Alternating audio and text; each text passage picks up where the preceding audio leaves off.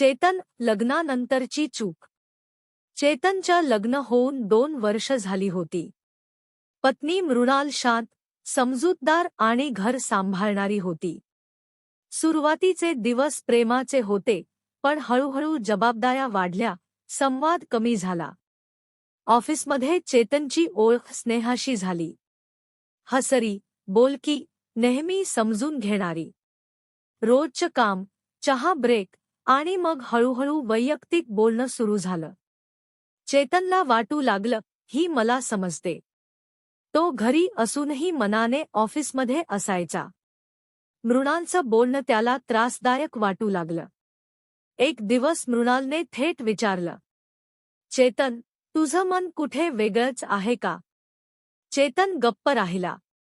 तेच उत्तर पुरेसं होतं.